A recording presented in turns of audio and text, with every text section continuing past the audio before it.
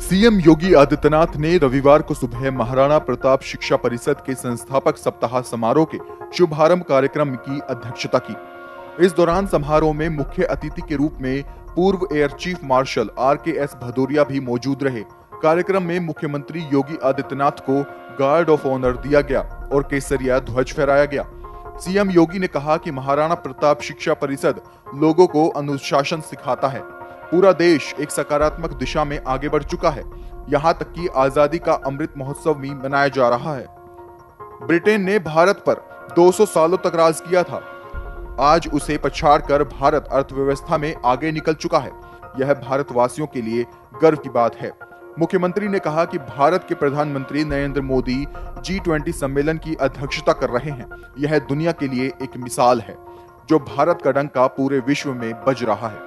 प्रधानमंत्री नरेंद्र मोदी की अध्यक्षता में कोरोना वायरस से निपटने के लिए भी भारत पूरे विश्व के लिए एक मिसाल बना। किस तरह से उसने इस महामारी में बहुत ही अच्छे तरीके से सब कुछ संभाल लिया। यहाँ तक कि व्यवस्था की मिसाल अन्य देशों में भी दी गई।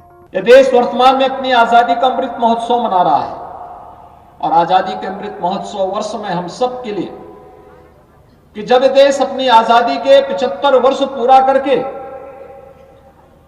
दुनिया के सामने अनेक प्रतिमान स्थापित कर रहा है, उन स्थितियों में भारत के 135 करोड़ की आबादी के लिए इससे बड़ी गौरव की बात क्या हो सकती है कि जो ब्रिटेन भारत पर 200 वर्षों तक, लगभग 200 वर्षों तक जिसने शासन किया था, उस ब्रिटेन को पछाड़ करके भारत दुनिया आज 5वीं बड़ी अर्थव्यवस्था के रूप में अपने आप को स्थापित किया है। जिस दुनिया के अंदर वैश्विक मंच पर बढ़ती हुई भारत की प्रतिष्ठा आज इसका प्रमाण है कि अगर हम चाहें तो अपने देश को और अपने समाज को कहां से कहां तक की यात्रा पहुंचा सकते हैं।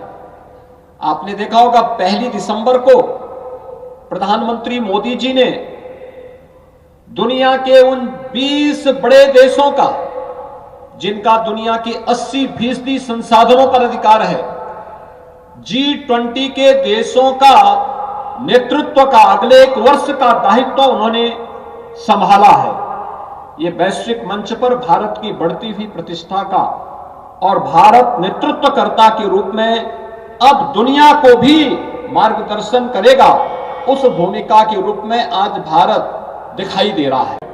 बता दें कि 3 दिवसीय दौरे पर मुख्यमंत्री शनिवार की देर शाम गोरखपुर पहुंचे थे।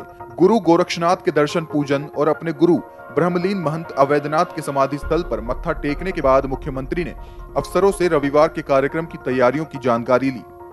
रविवार को मुख्यमंत्री सुबह से शाम तक शिक्षा, खेल, विकास एवं संस्कृति से जुड़े विभिन्न कार्यक्रमों में हिस्सा लेंगे। महाराणा प्रताप शिक्षा परिषद के संस्थापक सप्ताह समारोह के शुभारंभ कार्यक्रम के बाद मुख्यमंत्री दोपहर को 3 बजे रीजनल स्टेडियम में आयोजित महंत अवैधनाथ स्मृति अखिल भारतीय प्राइज मनी कबड्डी प्रतियोगिता के समापन समारोह में बतौर मुख्य अतिथि पुरस्कार वितरण कर खिलाड़ियों का उत्साहवर्धन करेंगे। वहीं शाम को 4 बजे मुख्यमंत्री महंत दिग्विजयनाथ स्मृति पार्क में आयोजित विकास परियोजनाओं के शिलान्यास एवं प्रबुद्ध सम्मेलन में शामिल होने के बाद शाम को 5 बजे गीता प्रेस में आयोजित गीता जयंती समारोह को संबोधित करेंगे।